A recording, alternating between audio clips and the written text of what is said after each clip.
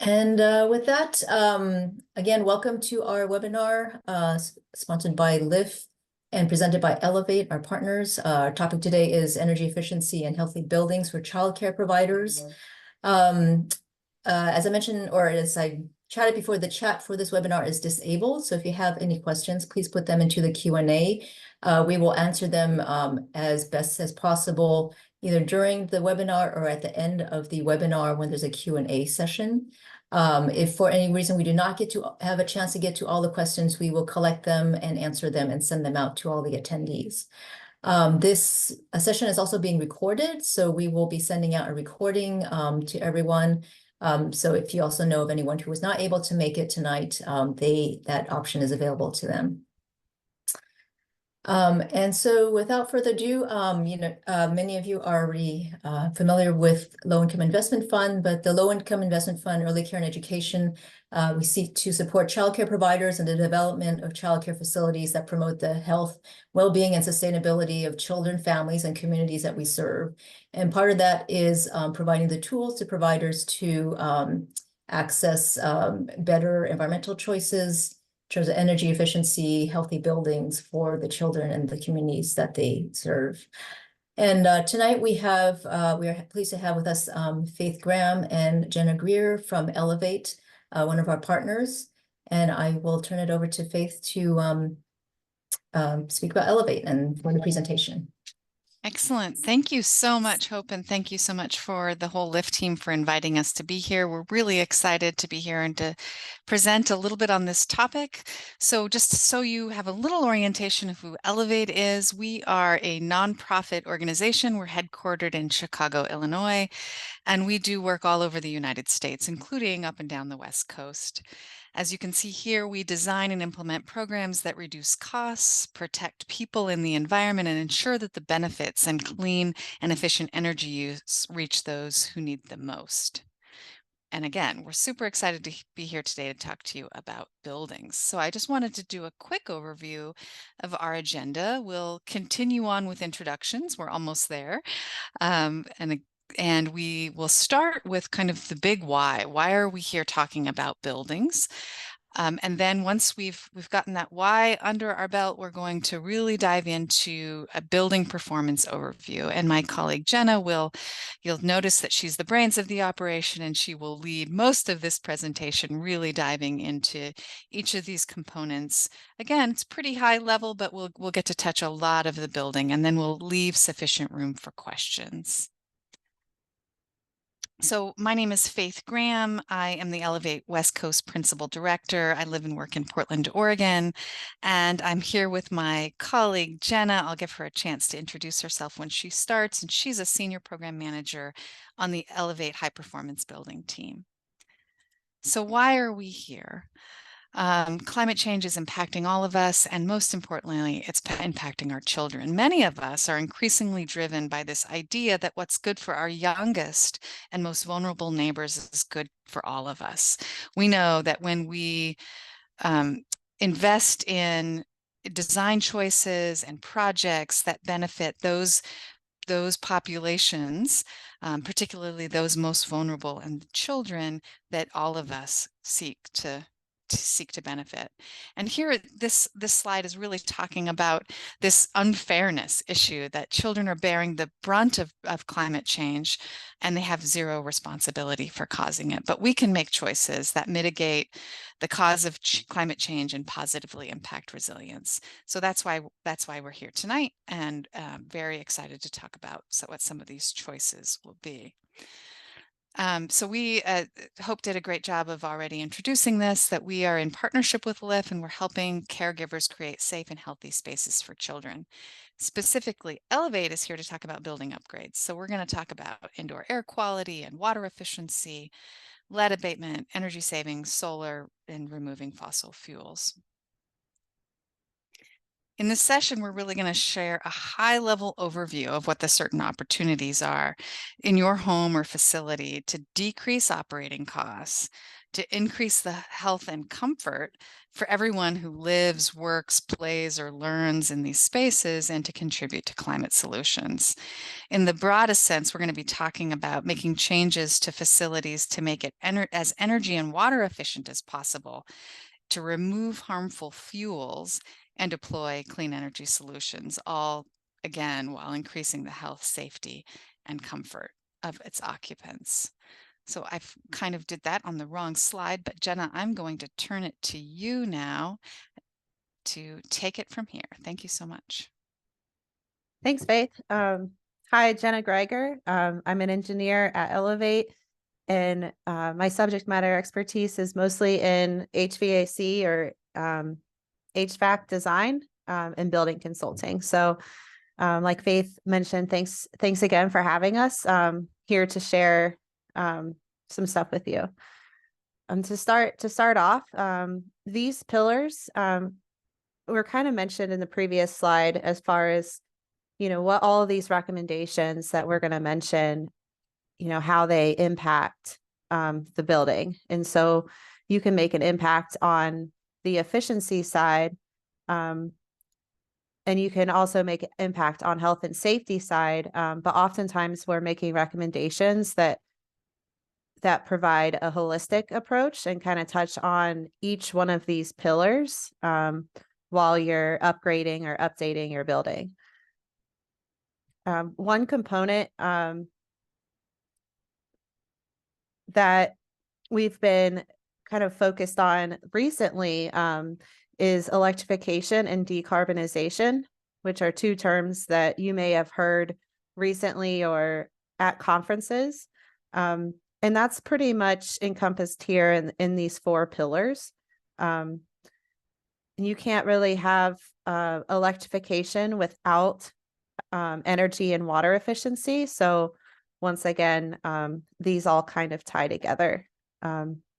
And to add another part of why we're talking about this, the building sector in the US accounts for about 76% of electricity usage and about 40% of energy overall. And that goes for 40% of the associated greenhouse gas emissions in the US as well, that are related to the building sector. So the building sector has a big opportunity to make an impact for climate change.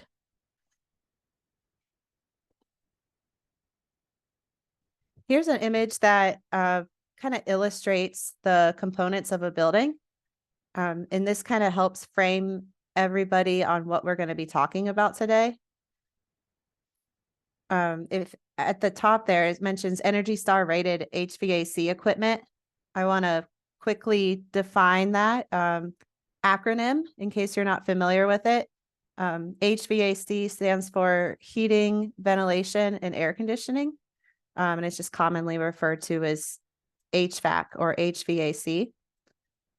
So this image points to the HVAC equipment, components such as windows, insulation. In this image, it's points to the roof line, so there must be insulation at the roof line. It's also pointing to an image of a light fixture and calls out air sealing. So even as small as details as air sealing around penetrations leading to the attic can help reduce your energy load, as well as appliances. So this image calls out ENERGY STAR rated appliances, and it also calls out doors. So here's all the components of what consumes energy in a home or a building. And these are the major consumers that we can consider when updating or making updates to a building.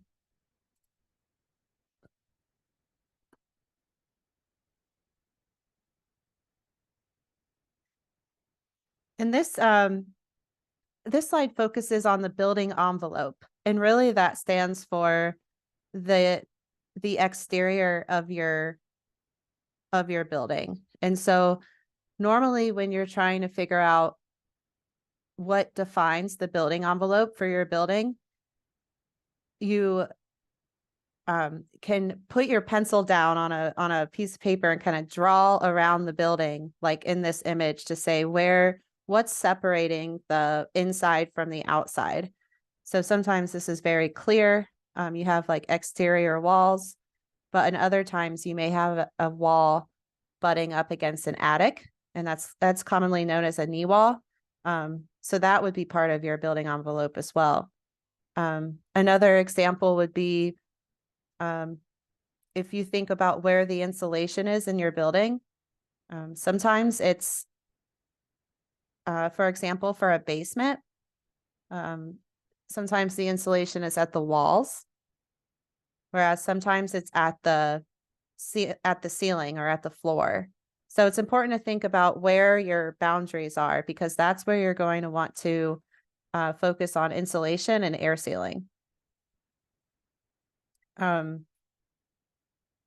Typically, insulation is easier to install on basement walls versus the floor, because the insulation, I'm sure you've all seen like batt insulation hanging down from the floor, and that's not as effective as if it's in contact with the surface that it's trying to insulate. So that continuity is important as well.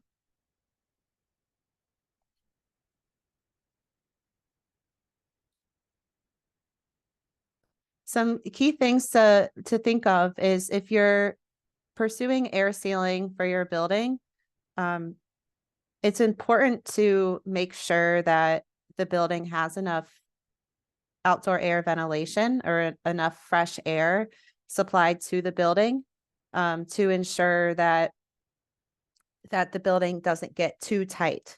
You also want to consider, if you're doing air sealing and also upgrading your heating or cooling system, to inform the heating and cooling contractor that air sealing and insulation is being done, because when selecting new equipment, the contractors will take into consideration how leaky or how airtight the building is, and how the insulation is performing, because that helps size the equipment. So it's important to consider all of these things together and make sure that the contractors are aware of the full scope of what's going on. For example, if you're going to pursue a window replacement, then you would want to let your heating and cooling contractor know that you're upgrading your windows, because that will lead to most likely smaller equipment sizes being installed, because the heat loss from the building isn't going to be as high.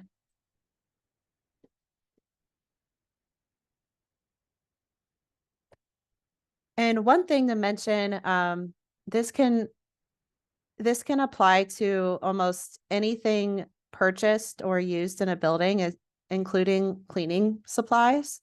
Not that that's a focus today, but these considerations can be applied to products like flooring, paint, cleaning supplies, like I mentioned, adhesives. And so this is a list of characteristics to look for when purchasing building materials. So this would be considered sustainable building material selection, and that could be buying products with low or no VOC materials. VOC standing for volatile organic compounds. So you could look for low or no VOC. You could look for local products, which are typically considered to be products sourced within 100 miles of the project site. You could look for products with recycled content. So this is really popular in flooring materials. Certain carpets, for example, come with recycled content within them, so that could be considered a sustainable building material selection. So you can reference this list when selecting new materials, especially products for interior finishes like flooring and paints.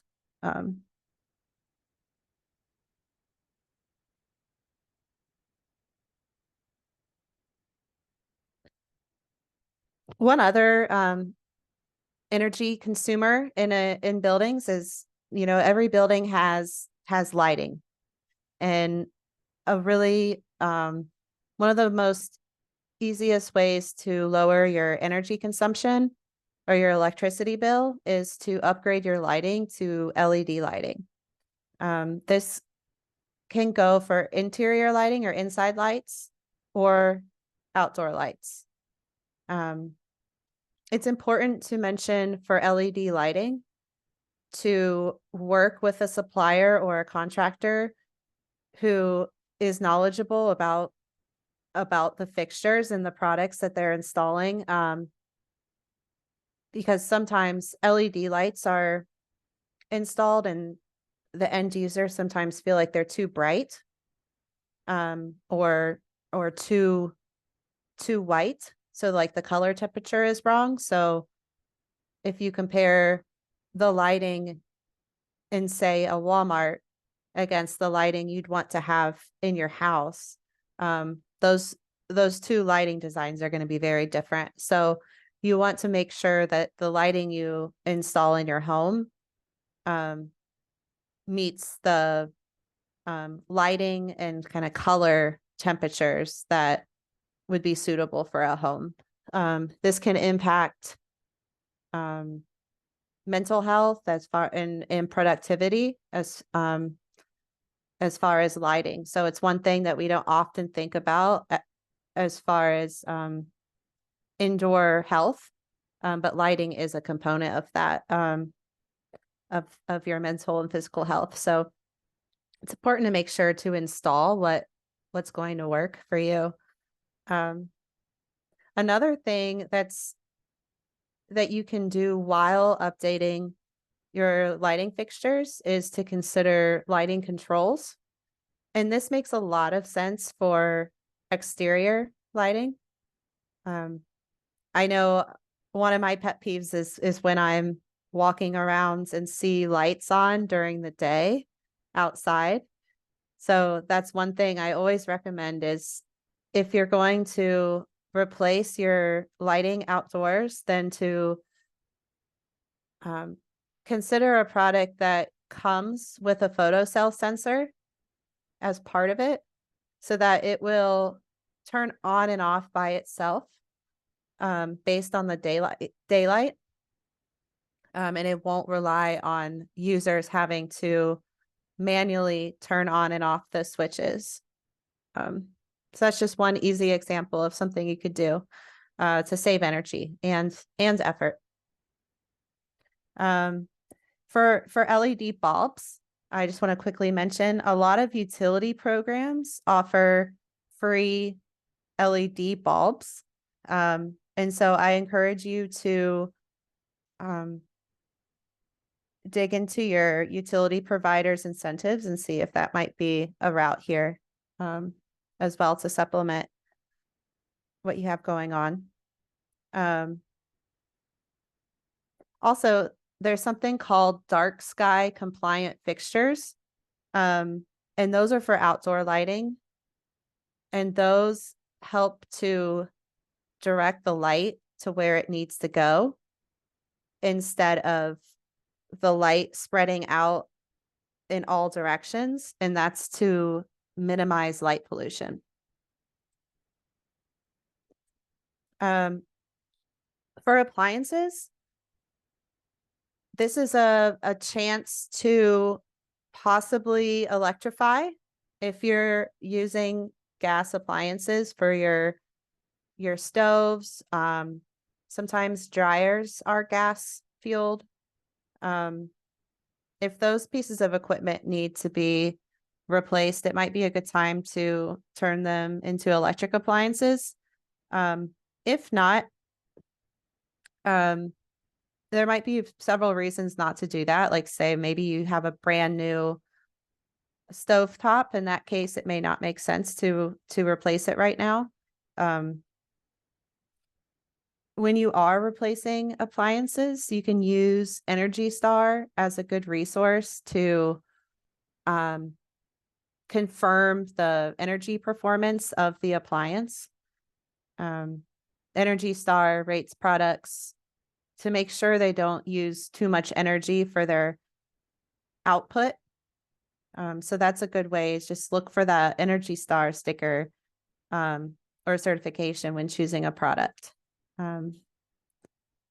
The appliances, there's many different options for each.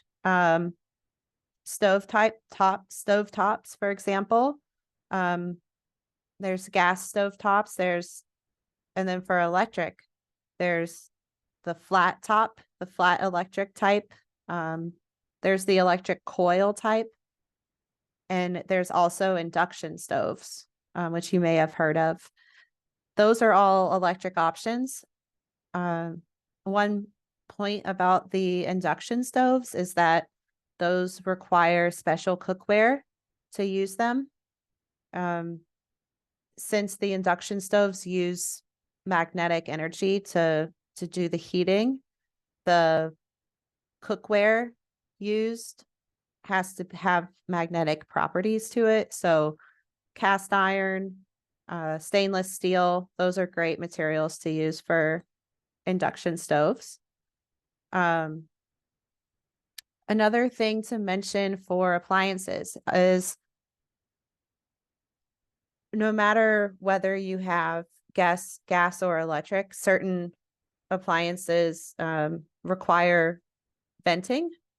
So for example, the kitchen hood, it's best practice to ventilate the area above your cooktop so that you can exhaust the fumes out of your space. A lot of times kitchens will not come with these types of range hoods. But I wanted to mention that is a best practice for indoor air quality. So it's something to possibly consider. While other appliances such as refrigerators don't need exhaust. So you don't have to think about it there. Another way to save energy on sort of related to appliances, but is saving energy on plug loads. So basically anything you plug in, it could be a TV, could be your computer equipment. They offer smart power strips that you can use to turn those items off when they're not in use, so that they're not drawing power while they're not being used. Over the years, these type of plug loads have only increased just because of the technology that's become available to us. So there, more people have TVs in a lot of rooms, not just one room, or a lot of people are charging cell phones and stuff every night. So plug loads has risen as a energy consumer for the building sector. So this is a good chance to save some energy as well. And operate, as far as maintenance goes, there's often some maintenance opportunities, especially for refrigerators. Sometimes the refrigerators may not be working as they should, mostly because the coils at the back of the refrigerator are dirty. This happens a lot. Also for dryers, if you find that your clothes aren't drying and you have to run more cycles to get the clothes dry, or run the dryer for longer, it could be that the dryer vents just need to be cleaned. So just a couple points on maintenance while we're talking about appliances. And then for heating and cooling, this is the largest energy consumer for a building, especially if it's like more of a residential structure. Heating and cooling contains the heating and cooling components, but it also contains the fans that typically move air around the building, or sometimes you have pumps that pump water around a building. But most likely for these types of childcare buildings, it will be air being moved around instead of water for space heating. One of the biggest recommendations here is to first evaluate the existing systems that you have and how old they are. You can also identify what energy they use to produce the heating and cooling. So is your heating fueled by gas, or is it fueled by electricity? And the answer to that will dictate kind of what your replacement options are. Typically, upgrading to newer equipment will save energy because of increased efficiency, but there's also opportunities to change system types to electrify the building while also saving energy.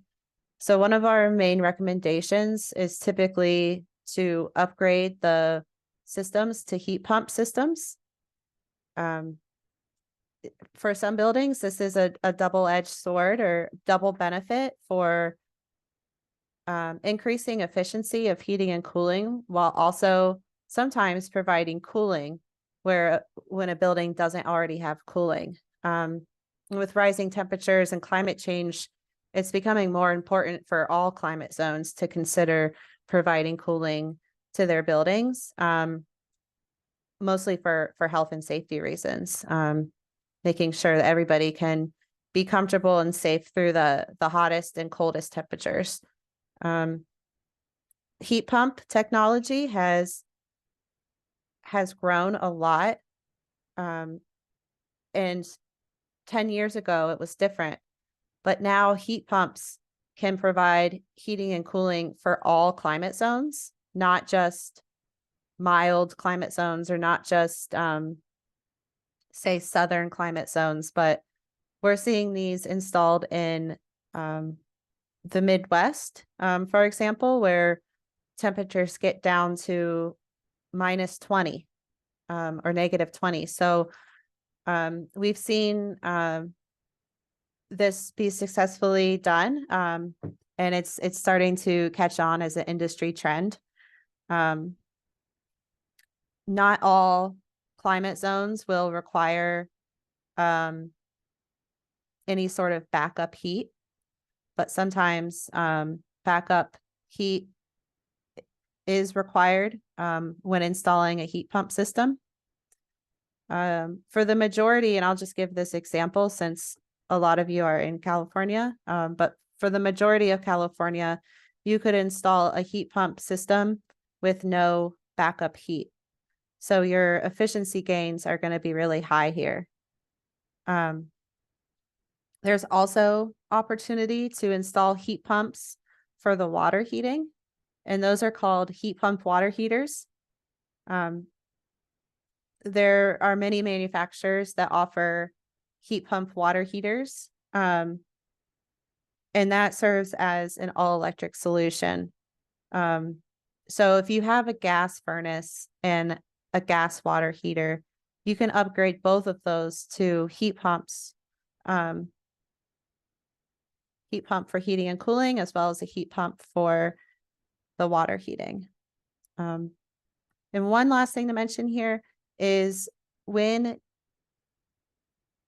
you're upgrading your heating and cooling equipment or not, there's still opportunity to upgrade the thermostat that you have to be, they're called smart thermostats or learning thermostats.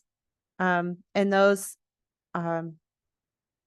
typically help you save energy compared to a regular programmable thermostat, mostly because the smart thermostats do the programming for you. So it's a lot less it's a lot more user friendly. I have one installed in my house and it works really well. The major thing here is that you have to make sure the thermostat is compatible with the equipment that you plan on using. Sometimes manufacturers want you to use their own thermostat.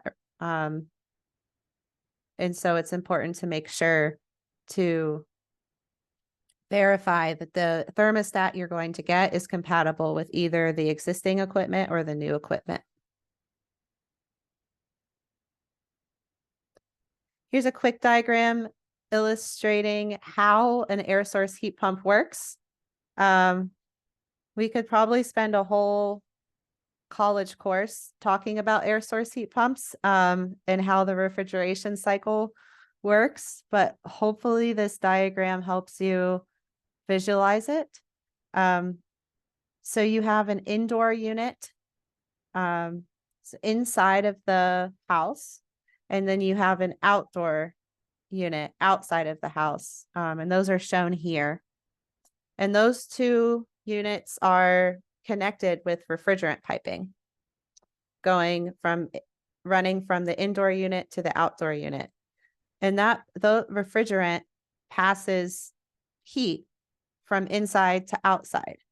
So if it's in the summer and you need cooling, the refrigerant takes the heat from inside and moves it outside. The cool thing about heat pumps are that they can reverse that cycle and do the opposite in the winter. So in the winter, heat can be taken from the outside, put into the refrigerant, and then transferred inside. Refrigerant can take heat from the outdoor air in the winter because of its thermal properties.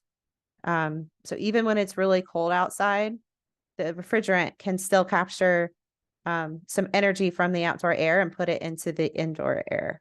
And that's how we get heat. So this is nice because heat pumps can provide heating and cooling from the same piece of equipment. And it's all a closed loop refrigeration system.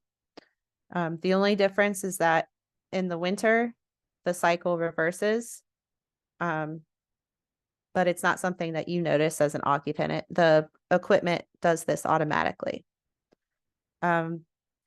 This works similar to a ground source heat pump, if you've heard of that, or a geothermal heat pump. Those are also options. The only difference is that instead of taking heat or rejecting heat to the air, you're taking or rejecting heat from the ground. But it's the same principle as far as how it works.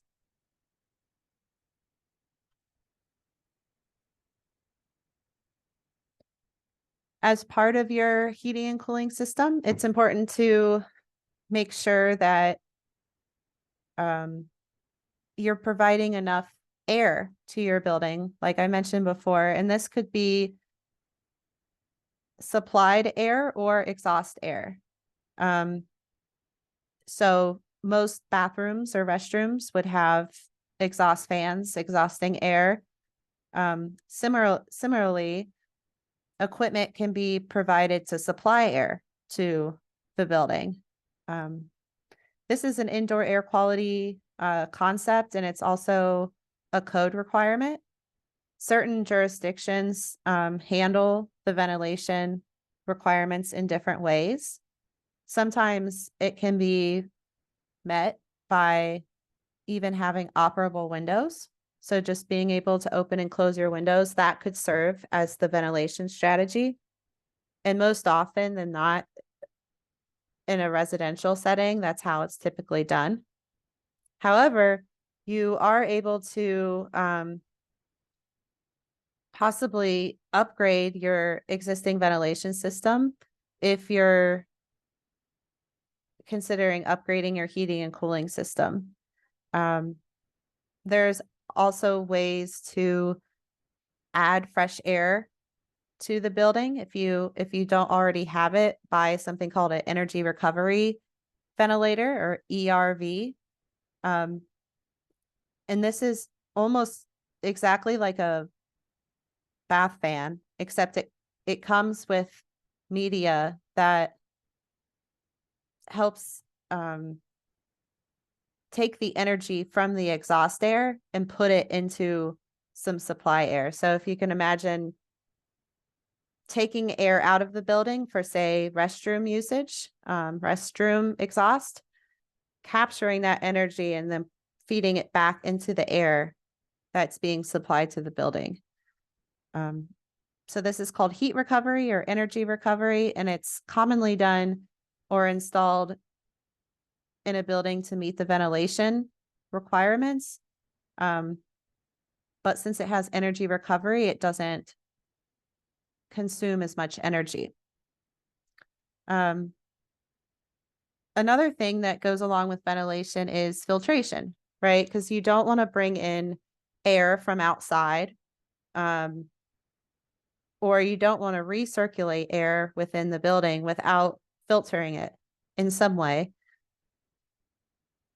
And usually this is done as part of the heating and cooling system. So for example, if you have a furnace, there will usually be a filter in the return side of the furnace that, a filter that you can replace annually or biannually. So there's opportunities to look at those filters and see if it's worth upgrading those filters as well. A lot of times filters will just come with the equipment, like standard filters. A lot of times they don't even have filter ratings associated with them. So in other words, they won't be the greatest filters. So there is an opportunity to see if you could increase your filtration, and that just means going to a higher rated filter. And if we go next slide, here's where we talk about the filter ratings. So filters performance are rated by the MERV rating, and that stands for minimum efficiency reporting value. So when you buy filters, sometimes you'll see this MERV rating on the filter, and that's how you assess its performance. Like, how good is it filtering? So a higher MERV is better. So typically the recommendation is to pursue MERV 13 filters if possible.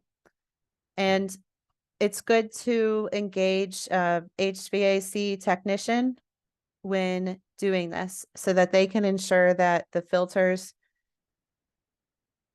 aren't going to create any issues with the equipment. Better filters often have more resistance, so it's important to make sure that if you're installing a better filter, you're still getting the same amount of airflow. So you don't want to just put in like the biggest filter, the thickest filter that you can find. You want to make sure it's going to work with the equipment. But in general, MERV 13 filters are typically 2 inches thick or less and should work. There's a lot of different types of filters out there on the market. The one you're likely most familiar with are pleated filters. But there are a lot of technologies out there for filtration, especially since the 2020 pandemic. So I just wanted to call those out here that you may see some of those on the market. My recommendation would be to just pursue standard fiberglass media or pleated filters in lieu of some of these other technologies. Mostly because the standard filters are it's easier to verify their performance since they are rated with the MERV, whereas some of these other filters like bipolar ionization, for example, they don't have those ratings. So that's my recommendation there.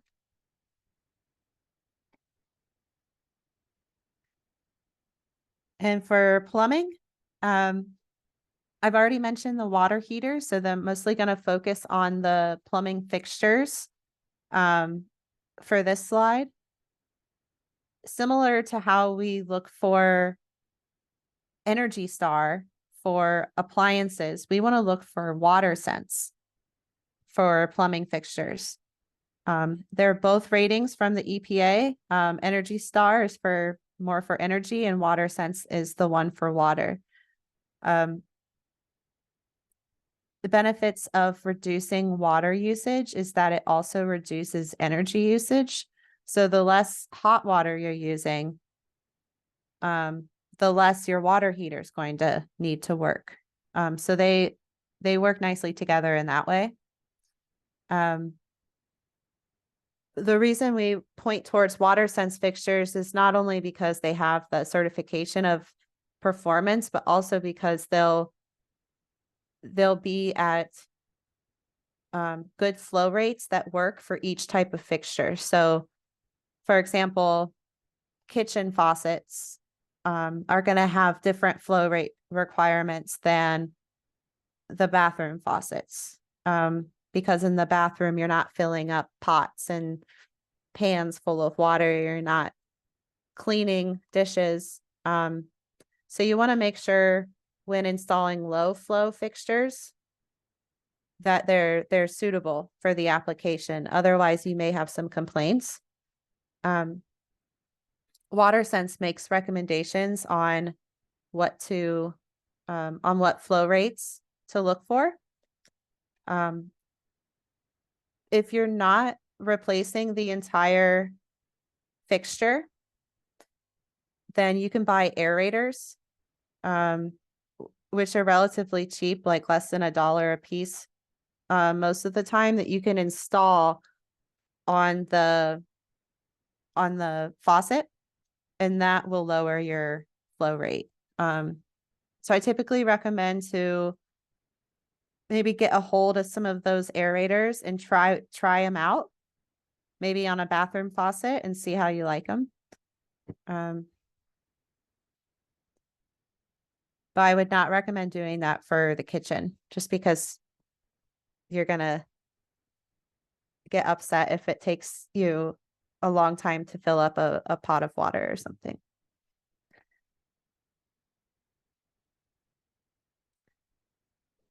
And last but not least, I want to talk about solar, renewable energy. There's a good opportunity once you've possibly electrified your building to offset some of that electrical load with solar. Even if you don't electrify your building, you can still offset your electricity usage with solar. You can either install solar on the roof, depending on the condition of the roof, or you can have solar installed on the ground. There's the grounds mounted solar could be on the ground, or it could be something more like a carport or a shading device used on a patio. So really, we suggest like looking at your area, see where could I put solar on my building or on my site where my property is. Typically, the amount of solar that you can fit on a more residential type building will be able to offset your electricity usage completely or mostly.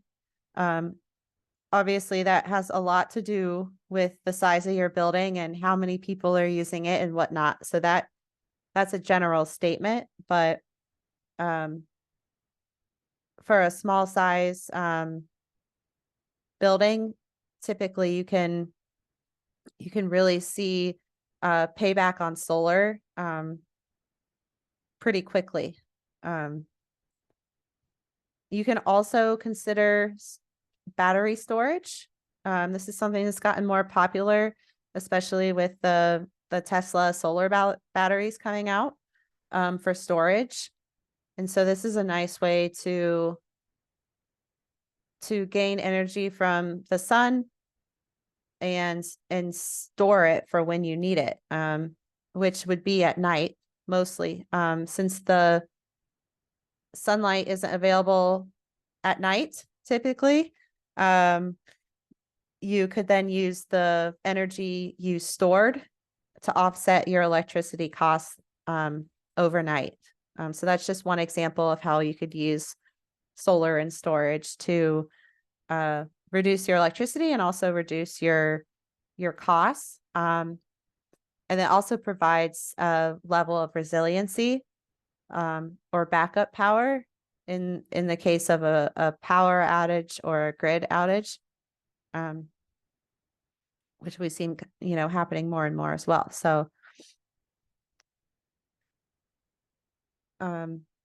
this slide shows the canopy, a solar canopy. And so if you have like a carport area or any sort of parking lot or patio area, something like this could be installed.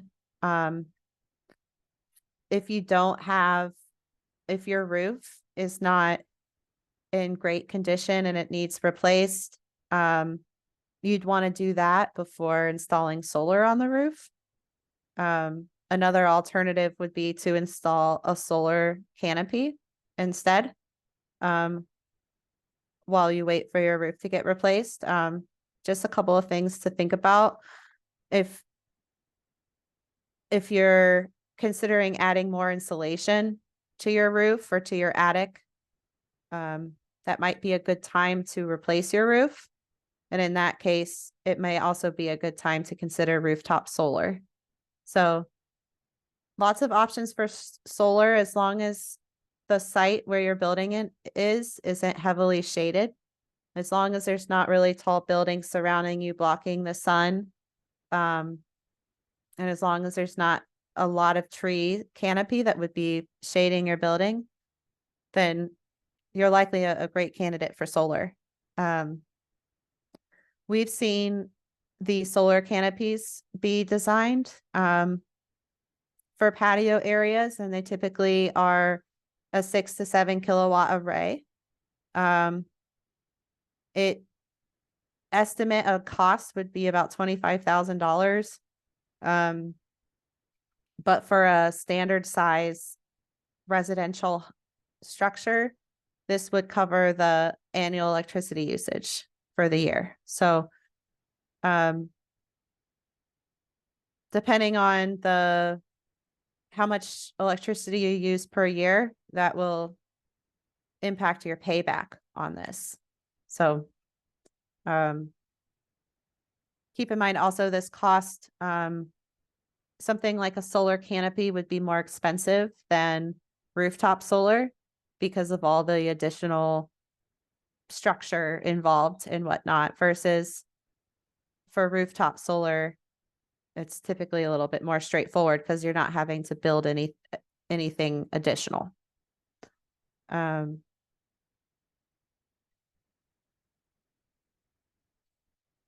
lastly, this is something you can consider whether you have solar or not. Many utilities have time of use rates where you can, if you use energy when the demand for energy is low, you can get credited for that. Those are known as off-peak hours. So you end up getting a discounted rate for electricity. You only get that discounted rate if you're on a time of use rate. Otherwise, you're likely being billed, a price per kilowatt hour, seasonally or monthly. If you're on a time of use rate, then your price per kilowatt hour will change based on the time of day instead of the time of year. So that's one way to save money on electricity bills, is just simply by exploring changing the rate you're on with your utility.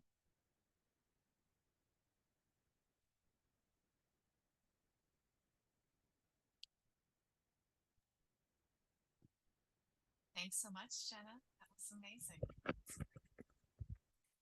So sorry about that. My headset was on my head. Thank you, Jenna. And I think we're going to create space. You have our contact information here. And we're going to create space for some questions. I'm hope that you can help me with that a bit. Yes, thank you very much, Faith and Jenna. And so come to the end of our presentation.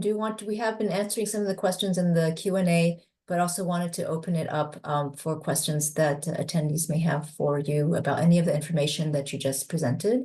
It's actually, Faith, can we skip to the next slide? There's this Q&A. Yeah.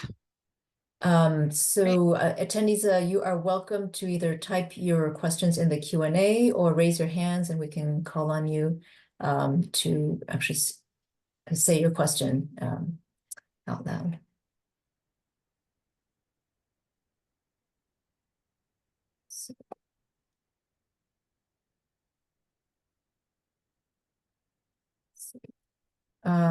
Nancy Silva, I see you had a question. You're able to just state your question and unmute. Hi, yes, I had a quick question. So is this something we could apply to get for the 4 pillars to like upgrade like she was stating on the webinar?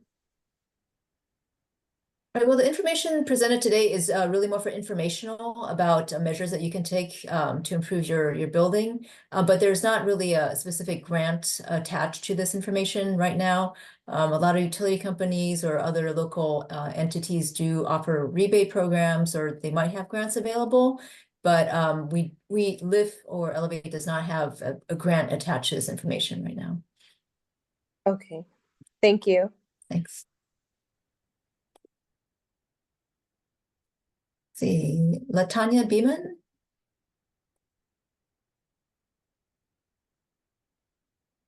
Hi, Latanya, you're unmuted. You can ask your question. We can't hear you.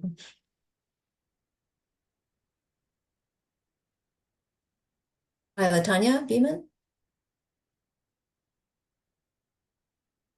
We will come back to you. Thanks.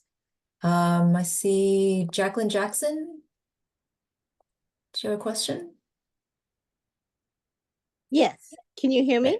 Yes. Do you recommend the Tesla water heater as opposed to the regular gas water heater for, water consumption for your house, for, your bathroom, your kitchen?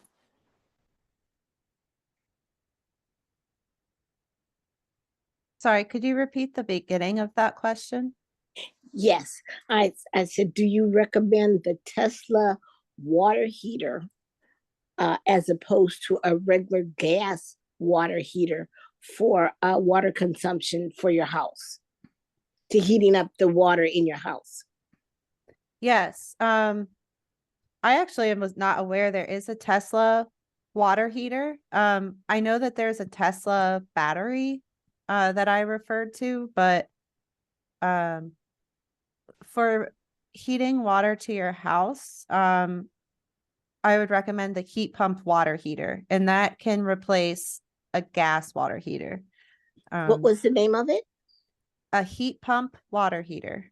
Heat pump. Okay. Because I know the Tesla one is way more expensive than a regular gas water heater. And you have to have I guess a lot of electrical or whatever, for it to go into to be installed in your house. Right. Yeah. I haven't priced one of those out, but I imagine it would be more expensive. There are other manufacturers that provide those, provide that equipment. Thank you. Yeah. I'm just gonna go to one question from the Q&A, from an anonymous attendee who asked, do electric heat pumps for water have backup storage for when we lose power? Yeah, so that's a great question. You can sometimes for in that case, sometimes buildings have already an extra storage tank for the water heater. So you'll have your main water heater, but then you may also have an additional storage tank to store that water, that hot water. So I have seen those additional holding tanks be installed with heat pump water heaters for that purpose. Especially if power outages are a regular occurrence, that could be one way you could ensure that you still have hot water. Another way to ensure that you'll have hot water is perhaps if you have the opportunity to install solar, you could tie that into the water heater as well. Just a couple thoughts there. Thank you. Let's see, next I'm gonna go to Paula Sanchez. You had a question? Paula, if you could just unmute. Sí, mi pregunta es, yo tengo un daycare y el daycare lo uso para mis niños, pero también uso una de las recámaras donde toman los naps. Se me está mojando y huele. So, por lo que yo oí, yo puedo, ¿cómo se llama? Puedo tomar alguna información de los proyectos que ustedes tienen para chequear la plomería, maybe. Hi, I can help translate the question. So this provider has a daycare, and one of the rooms that she has, she uses this for napping. And she was explaining that it was, I guess, maybe wet or damaged due to rain. I'm assuming rain, she didn't say that. And wanted to know just information on like what do we recommend, or maybe programs out there that can help with that. So I just wanted to translate the question to you. Yeah, and Elif might have more to say on this, but my impression would be that the recommendation would be to identify how the water is getting in, and then to find a solution. So it's most likely a roof issue, a roof leak. So possibly there's some repairs that need to be done to the roof to prevent that leak. Señora, la respuesta es que primero es tratar de trabajar con alguien para que pueda averiguar usted cómo ha entrado esa agua a su hogar o esa recámara. Pero ella no tiene información de programas que hay para ayudar con estas cosas. Eso, ¿le contesté su pregunta, señora?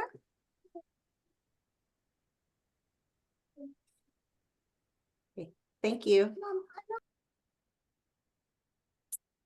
Great. Let's see.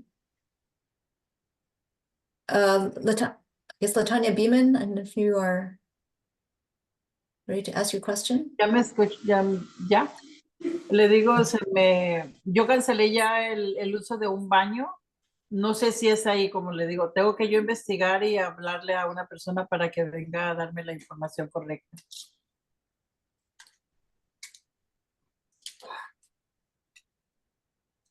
Sí, es lo que le están recomendando. Ok, ¿Ok? ok, Gracias. muchísimas gracias. Great, Latanya, did you have a question?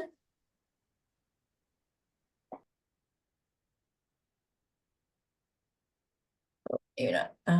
Let's see. I guess we'll go to Jacqueline Jackson. Did you already ask your question? Yes, I did. Okay, thank you.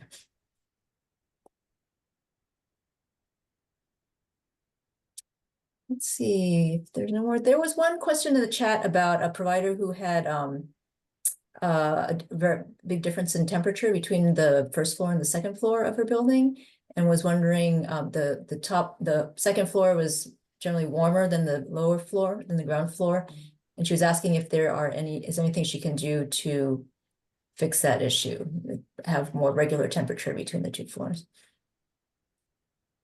Yes, if there is only one system providing heating and cooling to both floors, which I'm assuming is the case here, there are ways to address the comfort concerns, depending on the layout, of course, but you can add, they're called transfer grills. Sometimes that can help condition rooms better by spreading the air, evenly distributing the air around the building. So if you have one room that's not getting enough heated air, for example, then you could install a transfer grill, and it could share some of the air from the room next door to help condition it. Sometimes if you have comfort problems, it's caused by leaks in the ductwork. So air is not reaching the spaces that it should.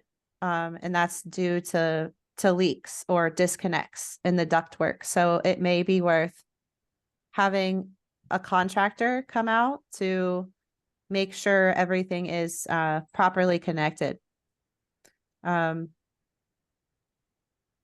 If it is, there's also, depending on the systems you have, there may be a way to add another thermostat so that you have another temperature reading downstairs. It may be that the thermostat is upstairs, and that might be why it's getting hotter up there, vice versa. But if you only have one thermostat and you have 2 stories, that can cause the problem you described. I know for my house, I have similar issues, although it's 1 story. I have this, I'll try to show, I don't know if you guys can see this. It's a sensor, a temperature sensor that came with my Nest thermostat. I can have this sensor in my office.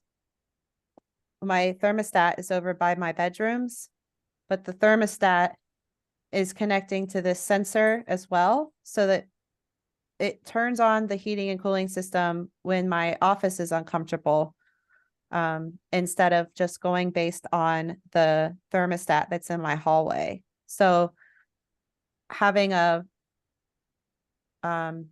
upgrading your thermostat and controls may help with that as well. Great, thank you, Jenna. I hope I have a Spanish question on the chat. And they're essentially asking if there is a program or a resource to transform the wood fireplace into an electric one. That's from Edelmira Viveros. That's her question.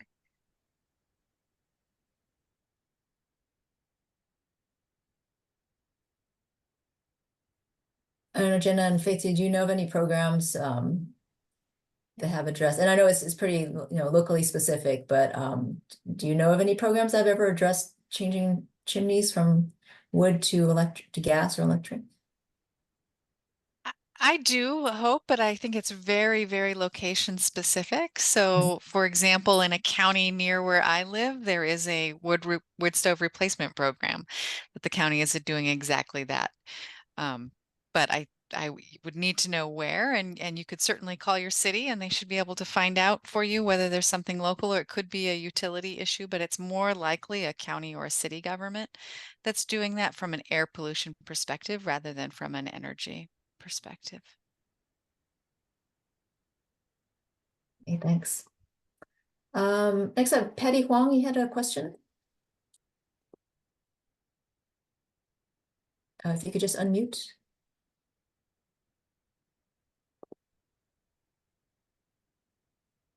Yeah,係。係。Yeah, hello。係，我想問咧，因為我頭先遲咗入5點半鐘我先入，你可唔可以俾條 line 我？即係睇下你哋嗰啲要求啊，嗰啲嘢。I think I understood the gist of it, but could we get Cantonese interpretation?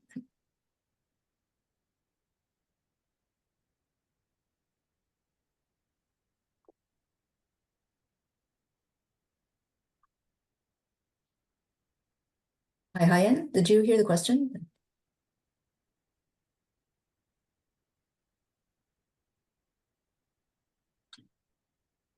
We're not able to hear you, Hyan, if you're unmuted.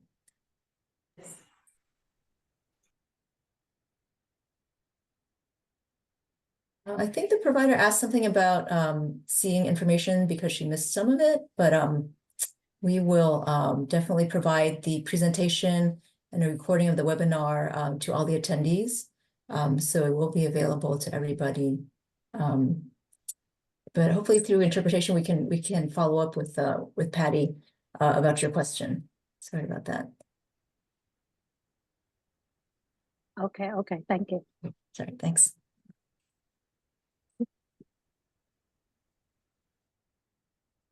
One additional question I saw that Jenna, you might be able to, you want to speak to, and there was a question whether or not a tankless water heater was the same thing as a heat pump water heater. Yeah, that's a great question. Tankless water heaters are typically, if they're electric, well, they can be electric or gas, but typically if they're electric, it's just electric coil, just electric strip heat, and not the heat pump technology. So heat pump water heaters will have a storage tank that comes with it. So it looks just like a normal water heater with something sitting on top of it that does the heating. So no, not the same. There will be a tank.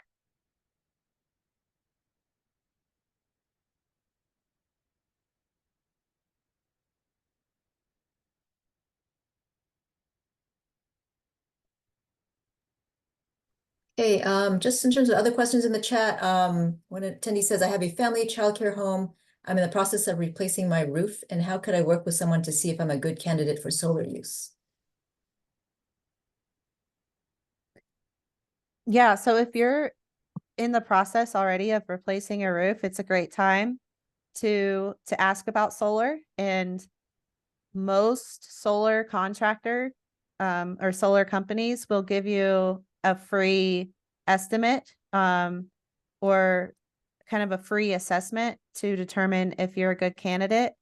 It's usually a part of their business model to provide that. So I would encourage you to see which solar contractors are in your area that work on the I'm forgetting if you mentioned a home or a building, but if it's a residential building, then I would search for residential solar contractors. Sometimes solar companies will do both residential and commercial or larger buildings, residential or non-residential. But sometimes like the smaller companies will either do one or the other. So make sure to distinguish that whether you're residential, while you're searching for a contractor. And I'll just add to what Jenna shared is you may, if you don't know how to find those solar contractors, you may be able to get that from your utility. So if you just call your electric utility or go to their website, you may find they may not recommend specific companies, but you may find whether they have incentives or if they have programs available for that, and should be able to direct you at least to an association of solar installers. I think we're going to take about 2 more questions. Let's see, I see one about Shireel Moore had asked, are there any options for changing out radiator heating to, improve efficiency? What can you do with if you have radiators? Yeah, and I assume a radiator meaning like a hydronic, like a water radiator. If that's the case, like if water is being used to being moved around to heat your building, then there are ways to do like water source heat pumps or a ground source heat pump in that case, to replace your existing system. But that does get trickier because of the pipe sizes. So you have to make sure that your existing piping will work with those new heat pump systems. Typically, the piping for heat pump systems need to be larger because it's lower temperature. So it's not a 1-for-1 replacement, but it can be done. Sometimes I've seen hydronic radiator systems be replaced by having the radiators serve as the backup heat when needed, and then installing mini split heat pumps to provide the main heating and cooling, and just only relying on the hydronic system during extreme temperatures, which may not be needed depending on your climate zone.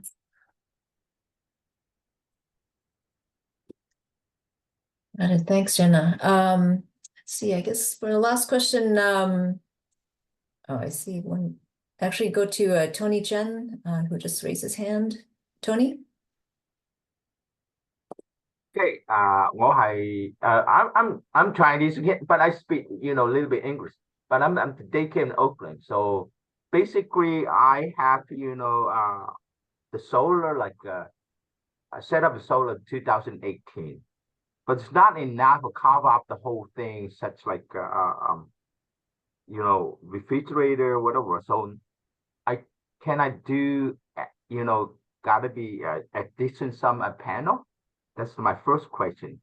Another question is battery. I try to, when the power block it, so I'm gonna be, gotta be use the power. So that's why I try to set up 2 or 1, the battery, just in case, that the situation like a power block it.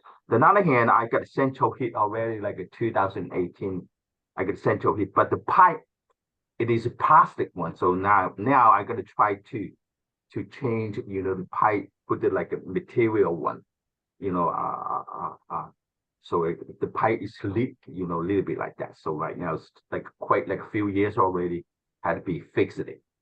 So can I get, the money to fix it, the heating? It's something like right now I have to turn in the central heat for the kids. On the other hand, I got a 4th question. If I tried to buy the Tesla, but I do not have the high voltage, charge, that like an electrical vehicle. So can I do that?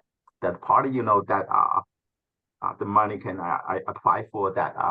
Set up that, the high voltage, like a charge, that Tesla, whatever like that. That's my 4th question. Thank you. So I heard a couple of questions. One was, I think Tony wanted to add solar panels to his existing system. So is that possible if he's already installed panels in 2018 but wants to augment what he has? Yeah, you should be able to install more solar panels if that's what you're asking. Typically they're connected in a modular way. So if you're able to add more panels, you should be able to do that. They would just need to connect or wire everything together. That's kind of related to his fourth question, which was about a Tesla charging station and any grants available to upgrade his electrical for that. I don't think we have any specific information about grants available for something like that. Might be something that's available through your local utility company or local jurisdiction. But I don't know if Jenna had any other thoughts about that.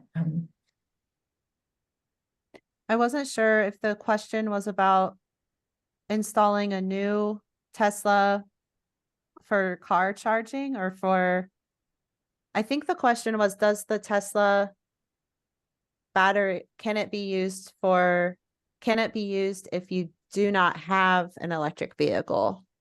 I think that was the question. In that case, like Tesla makes batteries for solar systems to be used as storage. And that storage can be used for any electricity use, whether it's charging your car or having your lights on. So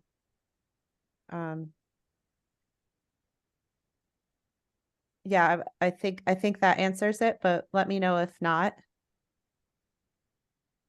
And then I think one of the other questions was about plumbing improvement for pipe that was leaking and whether there was any funding available for that kind of repair.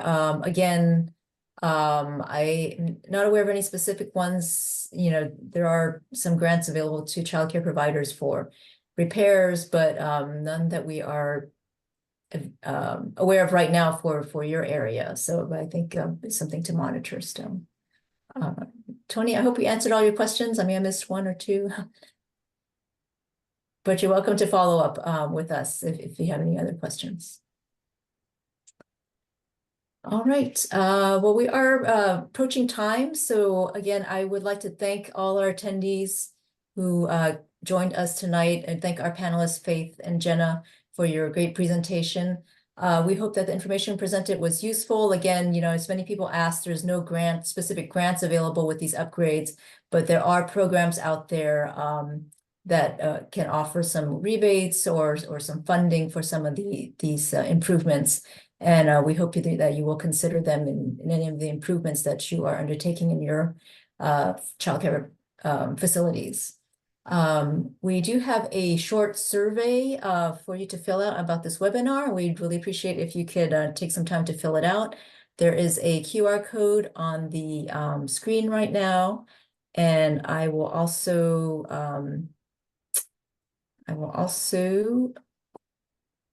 put the link in the survey in the chat so that you can answer it.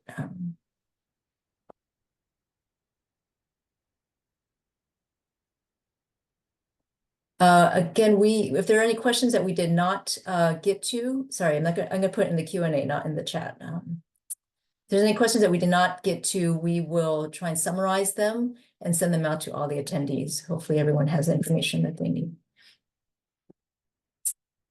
But thank you very much, everyone. Please take some time to fill out the survey and we'll stay on for a little bit.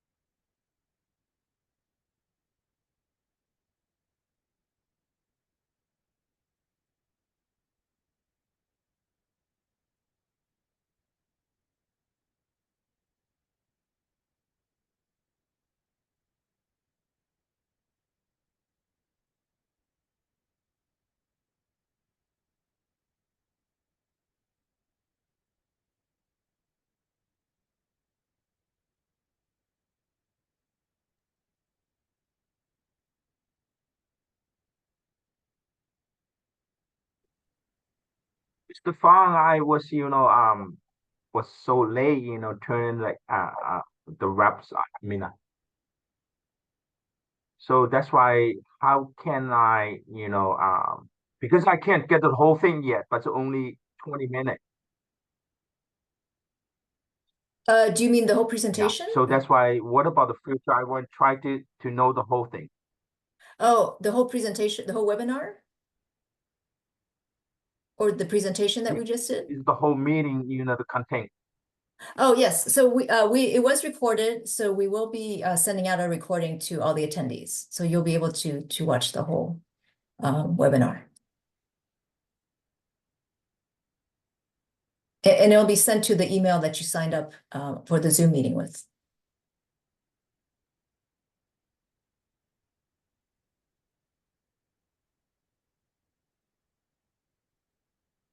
咁佢係會即係有冇重複呢個會議嘅咧？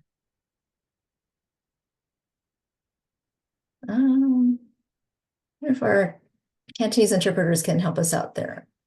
She left already. No, they're still here. Hold on. Are you in the Cantonese language room? Yeah, well, Okay. basically that's why I talked about the same question because I was so late, Okay. Got it.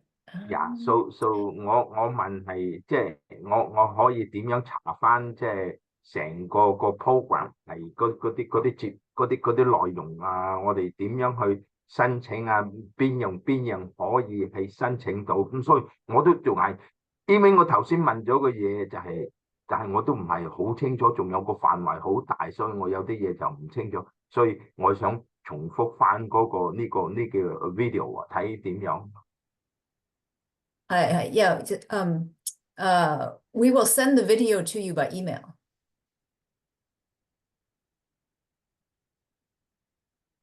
So you will have a link of through your email to the video that you can watch all the information again.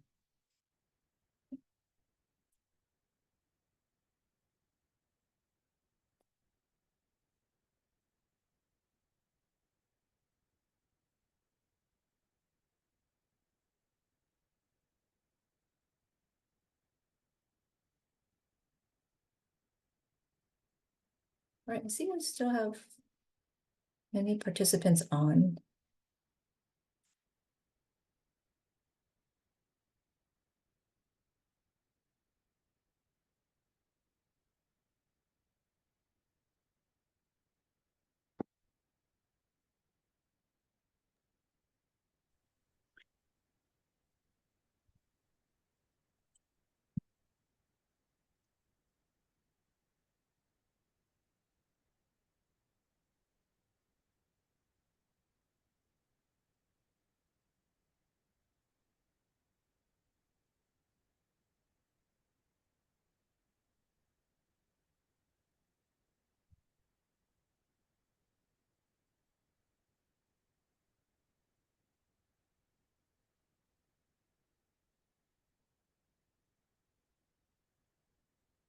Hope I'm going to stop sharing. Does that make sense? Yeah.